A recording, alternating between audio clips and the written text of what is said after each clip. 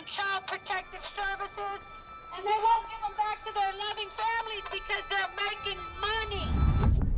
This is a legal system that you're going into. And if you don't know the rules, you will be chewed up and spit out.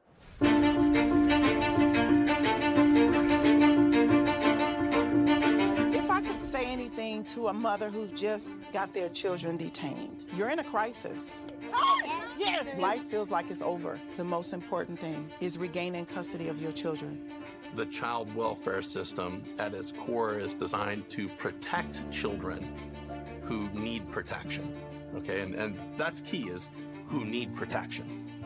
So social workers, out of fear, will remove more children rather than only remove those children that truly need to be removed. It's okay. It's okay.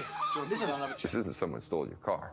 Someone broke into your house. This is someone took your child, your flesh and blood.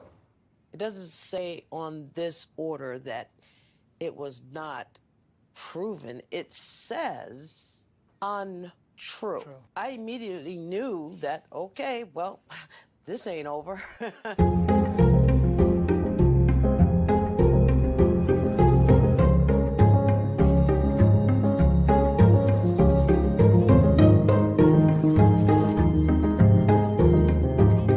Were there signs there? Were there no signs? Did I miss them? Did I catch them? At this point, I honestly don't know. Families only get a finite amount of time to reunify. I came into this field to help families, not destroy them. The difference between the criminal system and the child welfare system is substantial. You have more rights as a criminal than you do as a parent.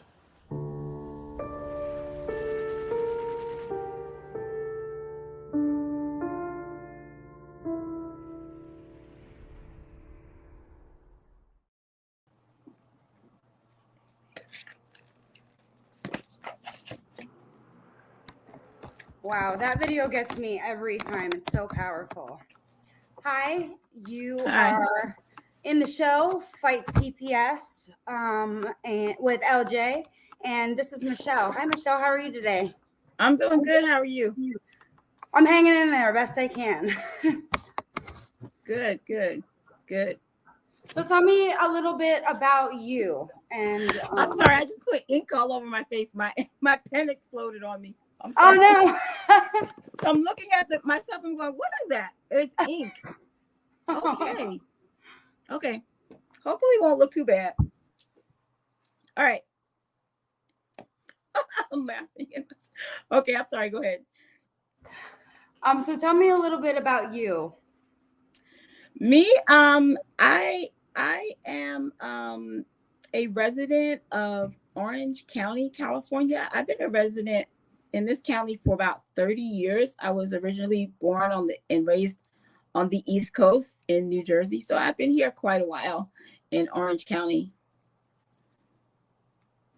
As far as my story goes, I actually have a little bit of knowledge of just a little bit of CPS and things like that, because I work for a school district, so I'm a mandated reporter. So I know a little bit, just a little bit, not that much. The little bit that I do know really wasn't enough to prepare me for what I was about to go through. So one day, it happened very simple. One day, very early in during the COVID, I'd say we were probably in month 5 or 6 in COVID. During COVID, my daughter was 13 years old back then. When the schools closed and she had to start doing remote learning, she had some problems adjusting to that. Like a lot of the students in the state, just worldwide, a lot of students had a lot of problems with that. She had difficulty adjusting, and she began to have some behavioral problems. And with those behavioral problems, which I originally thought were just normal teenage things, she started having a couple of hospital visits into Chalk Hospital.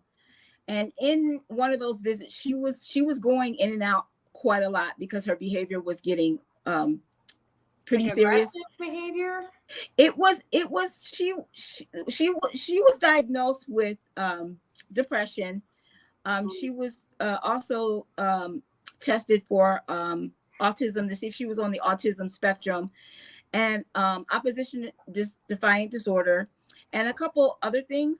But in the hospital visits, and there were like about maybe 8 or 9 of them, somewhere in those hospital visits, someone called CPS and reported me. And then the next morning, I believe it was a Monday, I woke up to these 2 women standing at my door from CPS. What was the report alleging?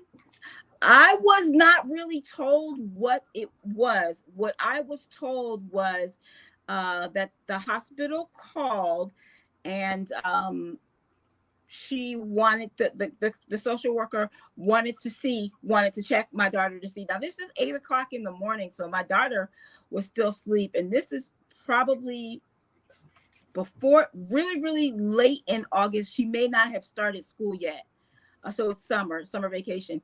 I was not told very much, but when my daughter came out of her room after I woke her up, that's when things turned for the worse. That's when it got really bad.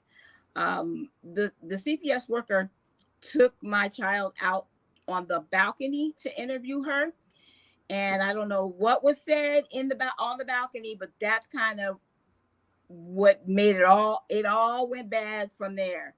My daughter came out. Did you like try to say no to that, or? No, she did not ask me anything. She just asked my daughter. She just said, do you want to talk to me in private? So my daughter spoke to her outside in the balcony. Keep in mind, I don't have anything to hide, so I'm not nervous. It's just really, when you haven't done anything wrong, you're just kind of like, oh, okay, well, go ahead and talk to her. She just came home from the hospital. We haven't really even sat down and talked. So she literally just came home from the hospital. I had not had a conversation with her. So once they came out of the balcony, my daughter had a different kind of look on her face, and her arms were folded. And the CPS worker said, "You're emotionally abusing your child." And I was just like, "What are you talking about? What? I don't even know what you're talking about." And she just flat out said, the hospital, she repeated that the hospital called, and she said that I was emotionally abusing my child. And I asked her again, what are you talking about? And how are you, coming to that conclusion? And she said, if you don't call your child by your child's gender name, I'm taking her and I'm not giving her back until you will call her by her gender name. What does that mean? I had no idea. I had no idea what she was talking about. And so as she's saying this, she made my daughter go outside while she said this to me. So my daughter was not in the room when she said this to me. And I said, what name are you talking about? I said, I have no idea what you're talking about. She said, look, either you agree to call her by her new gender name, or you're emotionally abusing her. Now, at that point, I'm not a lawyer, but at that point, I realized that I know I have the right of free speech. So instead of arguing with her, I just flat out told her I was not going to discuss anything. I would need to talk to my lawyer. When she heard me say that, she walked right out. She walked right out of the house with my daughter. She walked right out of the house with my daughter. Walked right out. Did you ever talk to your daughter about that? Like, she separated us right away. So when she was interviewing my daughter, I was not in the room. And when she was talking to me, she had my daughter go outside. So she left with your daughter, like took your daughter in her car and left? Yeah. And then one of my charges, this was really confusing, was abandonment, and then I locked her. I was told that I was being charged with locking her out of my house. I was like, this doesn't make any sense. Now you have to understand, I am not in the mind frame of oh, this is going to be a fight. I'm just like, this has got to be some kind of misunderstanding. You guys are going to find out that there's no evidence that I did anything. That was my mindset. I really wasn't in a defensive kind of thing. I wasn't, because I had not done anything wrong, and I didn't know what the social worker was talking about with all of this gender stuff. I had no idea what she was saying, and I didn't know what it was that I was supposed to call her. You know what I'm saying? Like, if there was some information that I didn't know, nobody told me anything about it. But like, so it was like something, you know, that the worker was saying, your daughter was saying that she has a different name that you refuse to call her. That's what I was told. That's what I was told. So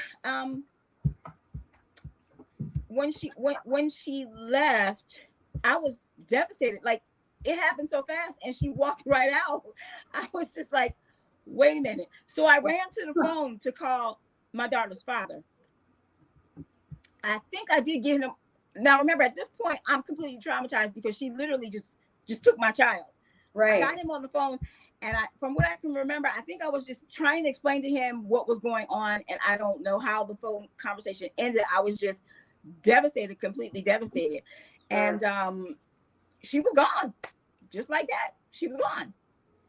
My first time in court, the very first court hearing, was when I realized that I was just in a completely different world.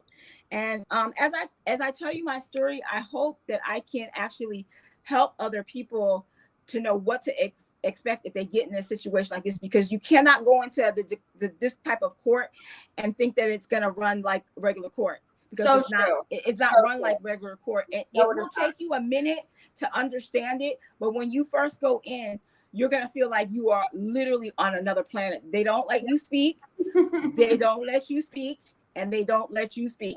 If you try and speak, let me just tell the people who are listening to this, when you walk into that courtroom, when they take your child, you're already seen as guilty. That's one of the different parts of this type of a court system.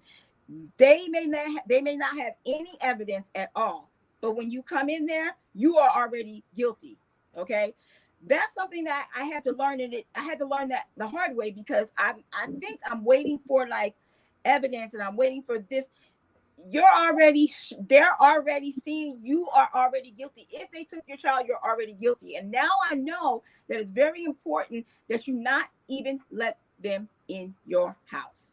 Know your rights. You cannot let them in. And the problem with that is, for someone like me who has nothing to hide, I'm like, oh, sure, yeah, you can come in. Like, I didn't. Yes, that's what I did. I have nothing to hide. When she took her in that other room, whatever was said to my daughter, like it's in a snap, she came out, was like this, and they took her. They just left with my child.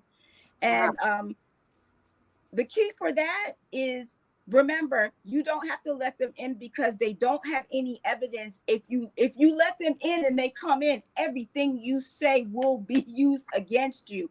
This is not you're saying it's allowed independent support. Yeah, you don't have to have any evidence. They are basically going, everything that you say, don't say anything, don't let them in. That's the best advice that I can give you, because they're not going to be able to come into your home without a warrant. And that was the first mistake that I made. And unfortunately, that was probably the biggest mistake for me, because when I went into the courtroom, I realized that I was in a place where I was going to be by myself. I was going to have little help. I wasn't going to be told things. It starts to get to you after a while, but the very first time you set foot in there, do not expect anything. They already think you're guilty, and you cannot even talk. When I saw that you can't even talk, they don't even ask you. You're just sitting there. I was just like, I really think this is off. This is going to be really bad. But if you look in the papers, it says you have the right to be heard, and the judge is supposed to give you time to speak. That never happens. That has not happened with me. Yeah, it didn't happen in my case. And it usually, I think, the first time a parent goes in there, you really don't know what to expect. So you are going to be quiet, and you're trying to figure out what's going on. The other thing that I want to tell parents, this is kind of hard because this was hard for me. I'm a classified employee from at a school district, and then I've been for past 36 years. I've been a certified dance teacher. I'm a dance educator, so I work 2 jobs. That whole myth about having a public defender, I used to think it was a myth. I didn't think that, public offenders were bad anymore. I mean, we used to hear those stories about having a public, especially in a criminal trial, we used to hear bad things about that. You will learn that the public defenders, the court-appointed lawyers, are in on the whole thing. They're only there to make sure you have a fair trial. And when I tell you, and even then, that's questionable. Well, I mean, the fact of the matter is, let me put it this way: I am on my 4th lawyer. I'm on my 4th social worker. Wow. This lawyer that I have now is a private attorney. It took 2 years to save up the thousands of dollars that I needed to get a private attorney. So for people who have financial issues, if you're a single mother like me, if you have a job, if you have to work 2 jobs or you have a lower paying job, you're going to have to figure something out. If you can take out a loan, if you can borrow. I couldn't borrow from anybody. This was all during COVID. So I couldn't do a lot of stuff. There was little money. A lot of people lost hours. I lost hours. Dance studios were closing. I really didn't have anything but unemployment. So it literally took me 2 years to save up the $5,000 that I needed. But praise God, when I got that $5,000 was just a week ago, I was able to say, just get me a private attorney. I really need to just get away from these public defenders because they break the law. And I'll give you some examples of that. But I want people to understand that the sooner the better. For me, I didn't have the money for such a long time. This turned into something that's still going on for 2 years because I could not get my own attorney. So I'm telling parents right now, you are going to have to work 4 jobs, 5 jobs, borrow it, get a loan, but don't wait on the public defenders because it's just going to make it worse. They're not there to help you. They're just there to make you think that the law is being carried forth, and it is kind of in a way, kind of shady in a way. Precious, if you're forced by law enforcement to comply, then you have to comply. You don't really have a choice. She says it's not fair because my court-appointed attorney only specializes in traffic court. Wow. I mean, you can, talk, you can try to dismiss your attorney, but it's kind of hard sometimes. Michelle, do you have any advice on that? Let me just tell you this. I just wanted to get more light. So this is the thing. There aren't any pro bono. There's no pro bono juvenile dependency lawyers. Don't go to legal aid, and I'll explain to you why you can't go to legal aid. I made that mistake. Legal aid is the state. Right? It's the county. Yeah, it's the state. It's the county. So when you complain or when you ask for an attorney in legal aid, and they ask you what kind of attorney you're going to need, and you say dependency court, they're going to tell you that they don't have lawyers for that because it's part of the state system. So you can't. You're being accused of a crime by the state, so you can't get a lawyer because they are the state. That's a state-run program. Legal aid is a state-run. That is a brilliant statement. That's so. People need to understand that you are going to waste your time going to legal aid, and fortunately, the legal aid that I went to told me that and explained that to me because I didn't understand either. I was like, why? What? You don't get a legal aid from them because it's the state. It's the state. They work for the state just like CPS does. So they're not going to help you. And that's really, really sad that there's a program there that can help people get a decent lawyer, and you can't if it's a juvenile dependent. Anything with CPS, right. you can't get a lawyer through them. And that's sickening. It's very sad. It is. Deidre has a hearing tomorrow, and she says to possibly lose her parental rights. And my whole reunification process case is completely wrong by so many avenues. I don't know what else to do to avoid losing my kids. Deidre, talk to the judge. speak to the judge. If you have an attorney, ask what the plan is. Ask, what they are planning to do to defend you and to win. And I would make a statement to the judge, and maybe write some things out and write down facts of what you did. You have to introduce facts. They want to hear what you've done to remedy whatever happened.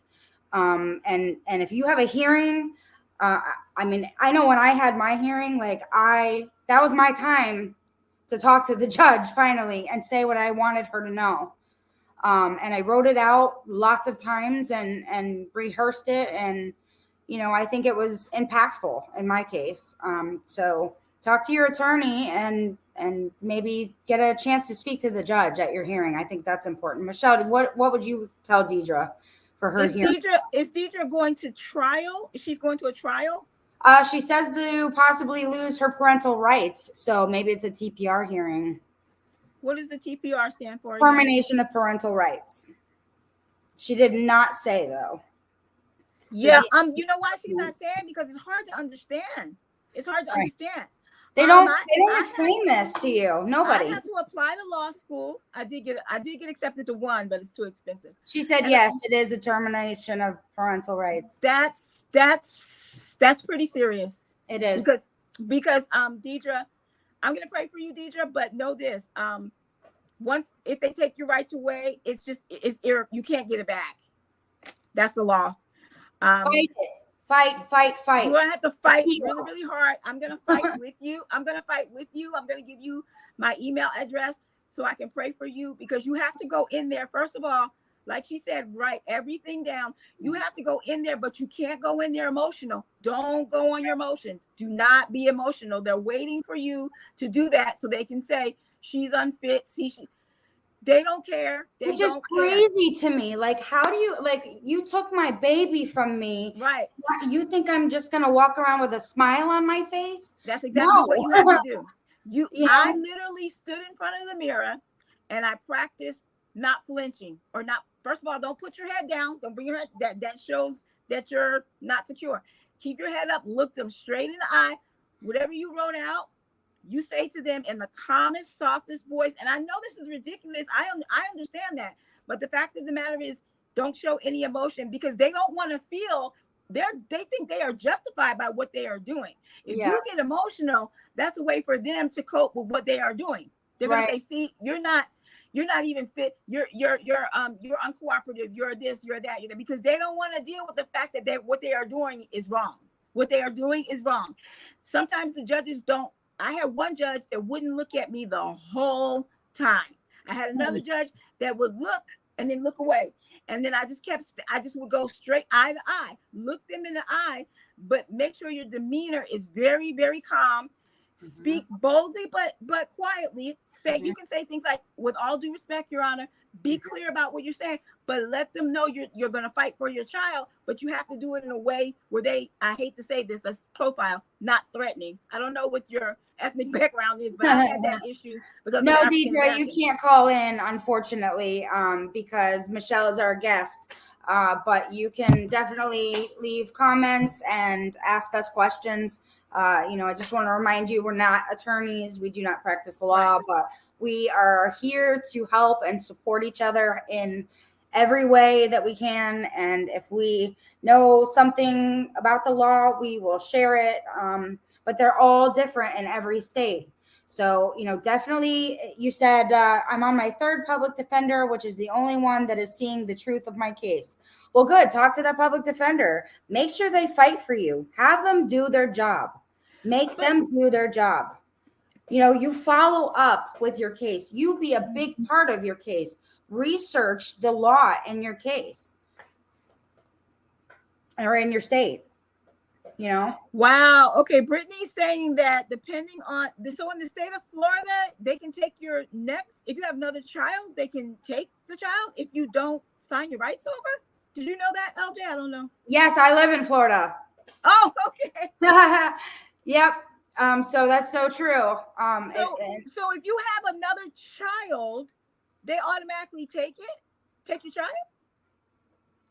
That's what do you mean? Wait, what do you mean? Well, I thought she said that if you don't sign your rights for the child that they're trying to take, and you have another child, is she saying that they automatically take that next child? So, and if you refuse to sign over rights on your own, they will automatically take your next child if you have well, they can threaten that, yes, but they can definitely open up another case because you had a removal of your first child. So, they'll get you somewhere. Wow. Brittany, I'm going to be praying for you. I'm going to leave you my email address also. This is crazy. It's crazy. It's all over the country. It's a disease that spreads like wildfire. And I didn't know. One thing that I want everybody to know that I'm doing, Black and Brown Families Matter. The reason why it's called that is because of the statistics, and California, New York are probably the worst. 85% of these children are children of color. If you're a parent of single parent of color, man, you have got an uphill battle. If you are That's Black, really if you are true. I've read a lot about that. If you are African American in this state, you probably won't get your child back. The state of New York, I'm working with Black Lives Matter, and there's a group in the state of New York, and they have protested social services, and they want this to stop because it's LJ, help me with the word disproportionate. It's when you have 85% of these children of color, something is seriously wrong. I don't get that. I really do not get that. Hispanic, yes. I mean, if you are of a different color, but it's mostly Black and brown. African Americans. Black and brown. It's ridiculous. All that's different is you have a better tan than me. That's it. I want to explain why it's always Black and brown. Now, for you guys will see soon that I do go and I protest at the social service building. I'm there and I protest. I walk around the building. We'll show pictures. I did scope out the type of people that are coming into the building so I can see whose children are they being taken. Is it really all just people of color? So the whole thing is all of the people who have cases were Black or Hispanic, out here Mexican. One family was white, and this was wow. A very young, probably on the low income white girl. She was very young, and she had 3 kids. So that for me was like, this is what chattel slavery was. This is what chattel slavery was. I mean, it's a form of chattel slavery because in our country, 60% of the slaves brought over here from Africa, 65% of them were children under the ages of 16, 17. That is true.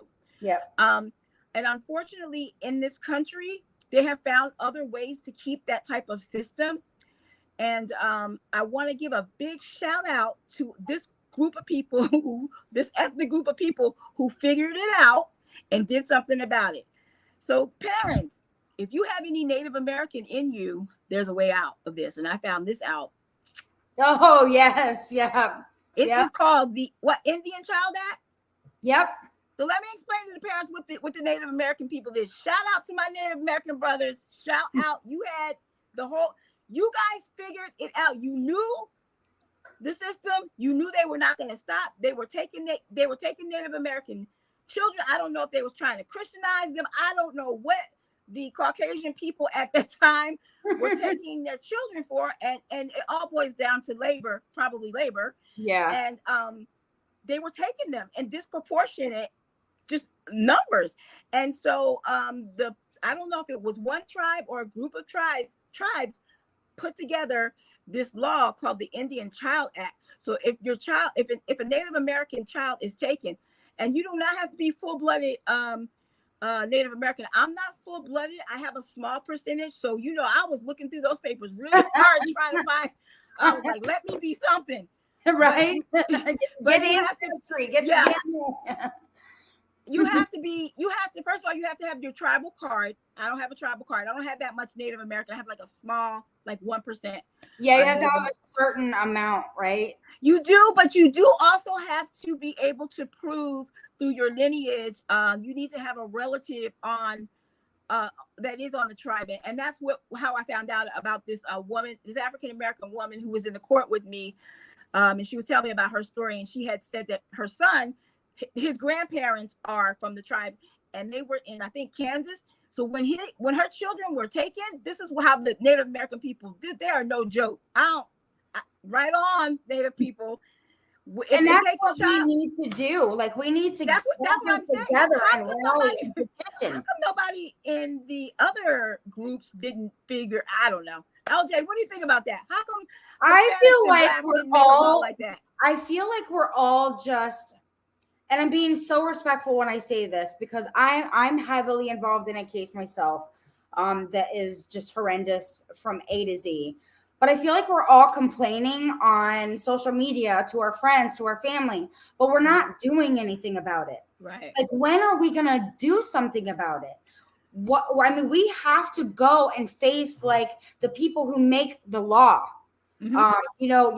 Your governor, your senators, your legislators, your senators. Mm-hmm. We have to go and talk to them. And I've been thinking about this myself for quite a while, is writing letters to all of those people in my state. And, it's scary because you don't know where to begin, what exactly to say. Like, will this even get to them? Mm-hmm. But you have to try everything. You have to try. Change the laws in our states. We have to, do something about it. We have to be doers, not just sayers.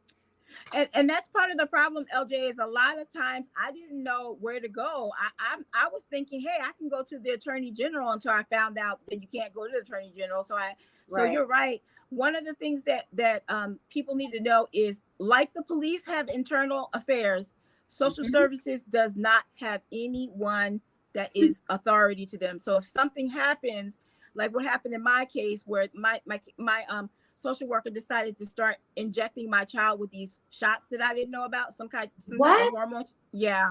They have to tell you. Honey, I got them back because I showed up at the group home with the police.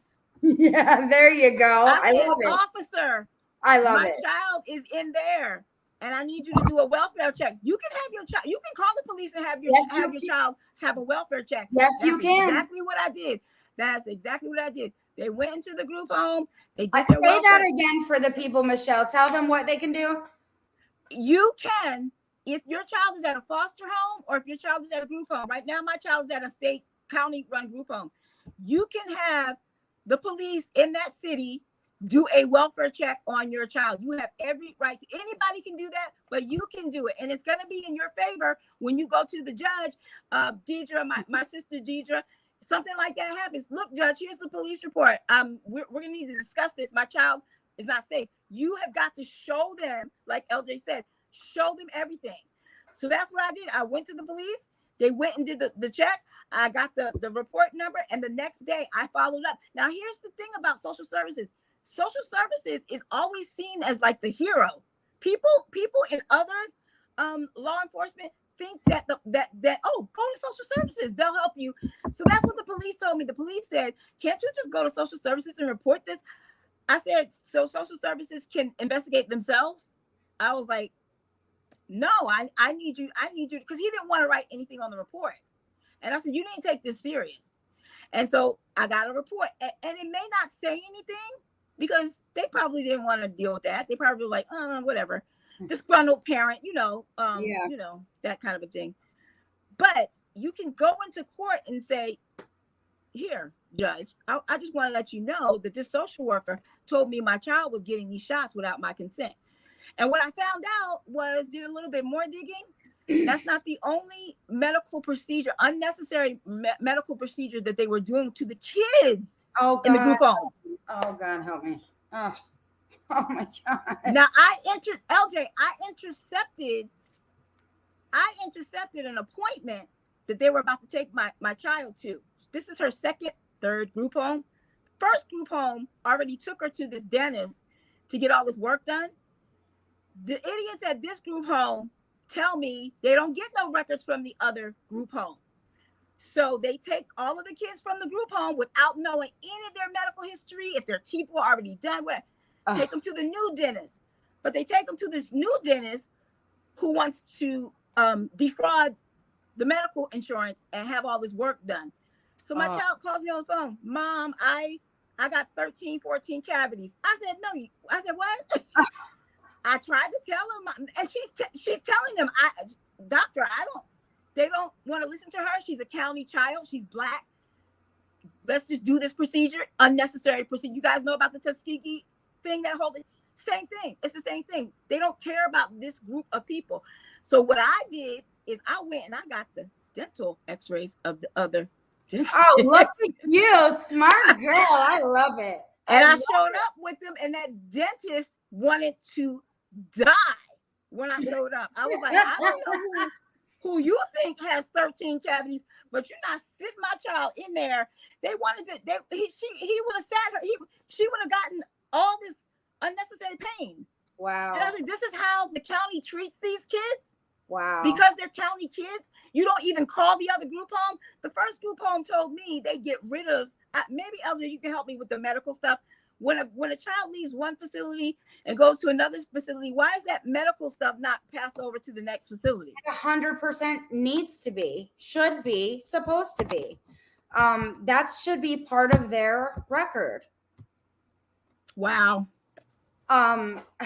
It's funny that you brought up the dentist, because my son is 3 and he had a dental appointment that I only found out about the night before, about 12 hours before.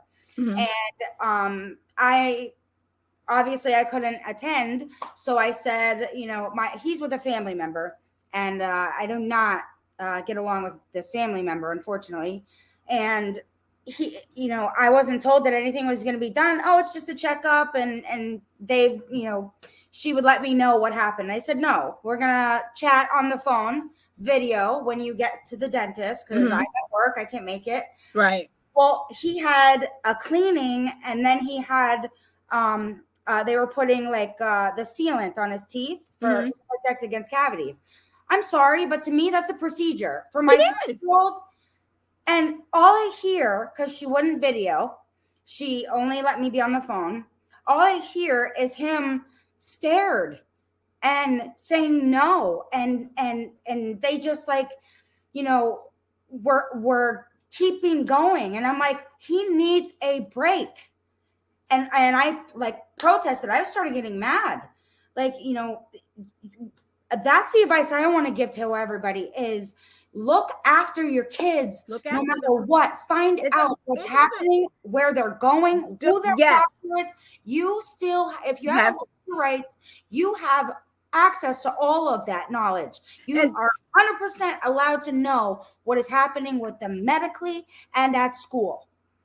Which is why they try so hard to take the rights away, because they want to be able to do what they want. Money. Right. And the other thing is you have to understand that even if somebody takes your rights away on paper, it's on paper, you're still always going to be that child's mother. Don't let social services trip you up about that, because it is I'm not saying it's very cruel, it's brutal. However, continue to maintain that relationship with your child, because once they turn a certain age, the county don't want them anyway. When they get to emancipation age, bye. I try to tell my child that. They let them walk right out the door. They only care about the time where they can make money. If they keep my child until my child is 18, the county, this state will get over $600,000 if they keep her. Wow. If they keep her that long. Wow. You know what? That is a real problem. And like LJ said, and I found out that there actually is a group of people, organization that you can go to, but you need your senator. You need to talk to your senator. I had to find out who the senator here in California is. And once you do that, your senator can go and have that group home or have that social services audited. Now, here in Orange County in 2016, this state that I lived in, they were audited, and they were sued for $4.9 million for taking this young lady's children away. I believe this lady, she was a Caucasian lady. She had 3 children, but she was a single mom. Remember, we're vulnerable. When people don't understand this, when you are a single mom, you really got to work really, really hard because you don't have as much fighting power. But if there are 2 parents, they'll try to take your kid away if you're single. But even if you're not with your baby's father, try and unite with him. Put away all of your differences. Try and unite with him. You guys, in unity, fight, because they will more than likely give back your child when there's 2 of you on one accord. In my situation, I'm not with my ex-husband anymore. They were able to divide and conquer. I still don't know everything that he was told. I know what I was told. And now that I look at it, I believe that everything they told me he said was 100% false. I believe they tried to get me to turn against him. They tried to get him to turn against me. You got to cut that out. Yeah. Get with the baby's father. Say, hey, you know what? Let's put aside our differences and let's fight this, because if we're divided, that you can divide and conquer. And that's exactly what happened in my case. In my case right now, Mine too. The reports are actually saying that my ex-husband is not even involved. And I'm like, what do you mean not even involved? What, like, how, like you're saying that on paper, but do you actually know that? Do you guys actually talk that kind of stuff? Don't believe the hype. Don't believe the hype. If you and him can get together and go to court together, remember, the 2 of you standing in court together is way stronger than one single mom. So true. You have to remember, 2 people is harder. One person like me, I was pretty much like, but I wasn't going down without a fight. Right. If I have to stand by my, if you have to stand by everybody, you have to fight. My sisters, if you have to stand by yourself, you just gonna have to suck it up and just stand by yourself and fight. That's right. Give it all you have. That's You right. can't force the father to do anything. You can't. I'm not trying to defend the fathers. However, if going through something like this, I can understand why our father is like, I don't want nothing to deal with this. Right. I can understand everything that has happened to me. I can 100% understand why somebody would say, that's why parents quit and say, oh, well. That's what I've been hearing. The parents that I've been talking to, a lot of them are like, oh, it's my fault. I was like, don't say that. It probably wasn't your fault. I was like, don't. Guilt and shame have no purpose in your life. They serve no purpose. It's actually designed for their reunification process to fail. It's gonna fail, and they know it. That's why they designed it that way. Right. So don't give up. And if you have a partner or your husband, or please get together, connect. You can hate each other later, but you got to get your kid back, because they will divide you. And when you're by yourself, you don't have a lot. You don't have a lot. So true. And that's kind of what I'm dealing with. They told me that, he could not even be in the home. And if he left, that they would reunify me and my son. They did not. That's not true either. I learn something new like every day about how corrupt this system is. And it's terrible. But I want to reiterate to everybody what Michelle said. You can have your senator audit them. Audit them. Yes. Do it. Do everything. These are your kids. Get them. Fight for them. You were the only one who's going to fight for them. LJ, if you go to Florida, if you go to your website for Florida, you guys have a state audit also. So there's on your state audit, there is a section for you to do complaints. That's a good thing, because you can do them online instead of having to sit and wait for people. Do your complaint. Have evidence. Like I said, this lady got $4.9 million. They took her case for 6 years. Her story is almost exactly like mine. Wow. Almost exactly like mine. And then was so like, oh my God, that I wound up calling that lawyer who was her civil rights attorney. And I just, out of a whim, this is the other thing, moms and dads, if you're single dads, don't be afraid to talk to like high profile people. I thought that this guy, this attorney would never call me back. He is a famous civil rights attorney. And I sent a joking email and I said, hey, I hear you're kind of, if you help me, I'm going to make you famous. The next day, he says, I'm already a famous attorney. I was like, oh my God, he emailed me back. He emailed me back. I was like, wow. Jesus, he emailed me back. Don't be afraid to go to centers. I know it's a political thing. Don't get caught up on politics. These are still people. These are people with children, grandchildren. Right. Some of them have had stuff like this happen to them. If you're in Florida, you go to myflfamilies.com.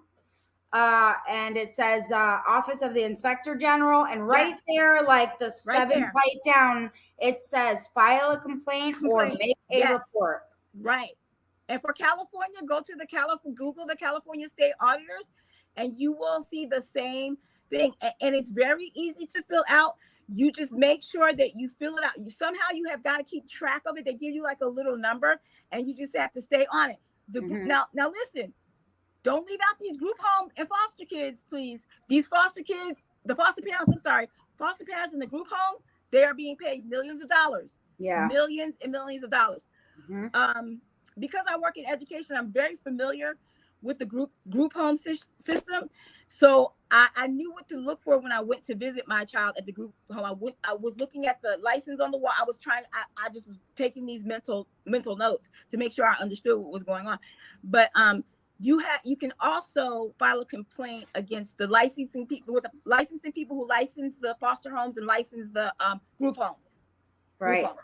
And if your child is in a group home, I know foster parents get kind of like a bad rap, but group homes are notorious also. They can be quite nasty too. My child was telling me there's roaches all in this group home, and I was like, all the money that they're getting, I go to the group home, the doorbell doesn't work. I was like, well, my goodness, what my taxpayers' dollars is supposed to pay for this. They have these kids in these horrible, they're not nice. No, it doesn't. Nice. Yeah, none of the money goes to actually care for who's got to be there. Yeah, and that's why you want to get up off of your butt and start looking. Go to the group home, go to the foster home, but be nice. I tend to. This is what I did. I made friends with the people at the group home because really, actually, the group home, they're kind of the middle people. They just house the kids. So I made friends with all the group home workers. I would bring them in and out, all the kids' food and stuff like that. And they would be like, hey, our mom is here. And I would just make friends. I came and taught a dance class, an exercise class, because like they all needed it, like the staff people, they weren't doing anything. I did like a class for them. I stay connected with them because the group home, you don't want to piss off because they can do anything to your kid. Right. They take it out on the children. And they can hide it. The group home. Now, the foster homes, I don't have that much experience in, but it's the same thing. Have a good relationship with the foster parent. Get on talking terms. Fake it. I wouldn't want to talk to, hey, somebody else had my kid. Put on your acting skills. Hey, how you doing? I appreciate it.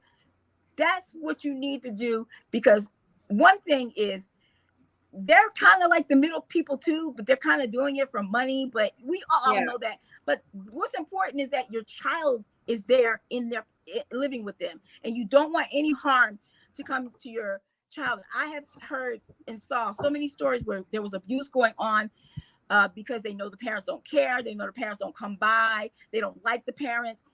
Get over. And that's what's crazy is more than half of the time, the kids are truly abused when they're removed from the parents. Yes. My first husband, I had two. That's why I say first husband. He told me that there's a county out here that's actually suing social services. I'm like, what do you? How they're suing social services because the kids that they're putting in these foster homes, they're getting raped. They're becoming pregnant. I just talked to my sister, a lady with my mentor. Both of her children were in a group home. They had the same thing with the gender issues, like they got their heads shaved off. They wanted to start injecting them and stuff like that. But one of them gets pregnant, and she's like, "How did my child get?" pregnant. And they told her, well, this guy that was coming in saying he was you guys' family member would sign in. I was like, really now? That's a lawsuit to me, sweet. She never sued. But if my child turned up pregnant on their watch. Oh, yeah, Lord help me then. Yes. You have to be diligent about checking up on your child. Keep your relationship, keep them close, even though it hurts me so bad when I have to go to the group home and I got to take the dogs all out of the car and they're all licking. I mean, it's awful. But somewhere you can get the strength to at least keep that open communication, because you never know what's going to happen. You never know what's going to happen. 9 times out of 10, your child is really going to need you because something's going to happen to them there, and they're going to want to come home, or this is all somehow going to be resolved. They may hide it and say, okay, we'll give you back your child, but you can't say anything. They do crap like that. So and if you don't see your child, make them color them a picture, write to them, do something that you can give to them when you finally do get to them. Can you send them a video? Can the younger kids have videos from their parents? Like if they can't see them, like send them a video? I mean, it depends on if the foster parents, or in my case, my family member, she says she will, but it never gets to him, but you can make videos, and you can, when you do see them, show them pictures of when you were together as a family. Right. That was like my spouse had that idea. Like he showed our son pictures of us when we were all together, happy and doing just fine. And our son was elated to see, wow, hey, that's me as a baby. Like, wait, he understands still, like, because he's getting frustrated. He every time I see him, Mommy, why can't I go home? He wants to just come home, and he's so young, he doesn't understand. So I tell him, Mommy is building your house. It's almost finished, and you can come home really soon, buddy. And even the CPS worker will tell you, don't say that, because you can't promise that. Well, the thing is, BS. I'm gonna tell my son he's coming home, because I'm never gonna stop fighting. You know what? You have to speak it. If they don't like it, that's tough on them, because one of their tactics, what you're saying, is leading me to this. One of their tactics is to, depending on the age of the child, how they can be manipulated. My child is in a very rebellious state, teenager, so easily manipulated. Yeah. One of the tactics of the social worker is to seclude them from the family. If you don't see your family, I had to go head to head with this social worker, because my oldest daughter, who's 27, the social worker didn't want my child to see her older sister, because that's a potential place where she can be placed, and they keep denying her to go with her older sister. But the whole tactic is to seclude from the family, so you don't see them, the child doesn't see them, they're abusive, you're not going to see them, and then your child starts forgetting. And then when you do stuff like going to see them, sending them the stuff, CPS tries to find a way to sabotage that, because they don't want the child saying, I want to go home. Yep. I think my child, I have it recorded where my child is saying, I want to come home. And when I was walking around protesting the building, I let that play so they can all hear, because we're all human beings. At that beings. age, your child can be asked by the judge, and they will consider it. Because of the child's age, but it's tough, like for me, because mine is so young. Yeah, he's young. Yeah. It's hard. It's really hard. Can you like go visit? Do you do the visit where you take him out, or you have to stay at the facility? I have only been given 2 unsupervised hours per week, and I can have unlimited visits, but my family member is too busy doing stuff to give any more than that. But my family member seems to be okay when when I'm asked for money in exchange for visits. Yeah. Oh. Yeah. So which I believe is extortion. Yeah. Oh, girl. But it doesn't seem to matter to my caseworkers. No. Yeah. So, it's really hard because, we're all dealing with this across the country. And, the main thing, that's frustrating is I feel like, hearsay should not be allowed in dependency court. I think that's ridiculous. I think it should be factual, nothing other than that, So, Michelle, thank you so much for having, your advice, giving your advice and being on our show. And you're so knowledgeable. I would love to have you back again sometime if you are available. Is there anything that you really want to tell the people that, would maybe help bring them some comfort or support? Yeah, you guys, I started an organization. It's a nonprofit organization. Like I said, I didn't know anything. I had to educate myself. I would sit here till 3, 4 o'clock in the morning trying to study the law. It's not easy for somebody my age. I'm like old. I'm like, I can't understand it. So the reason why I applied to law school is because I work at a school, and that's kind of how I learned.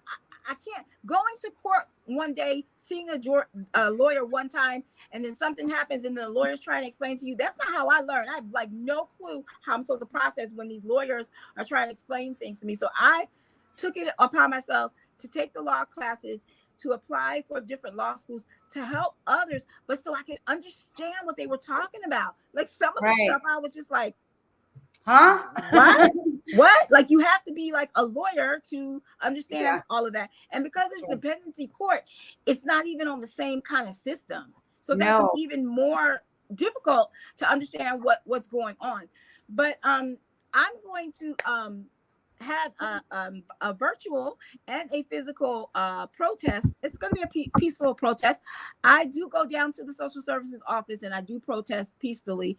We have a picture to show you. I go by myself and my dog, and we walk around, and I walk around and I'm praying and I'm doing all kinds of things just so social services, they know I'm out there, and they know I'm out there protesting, but I'm doing it peacefully.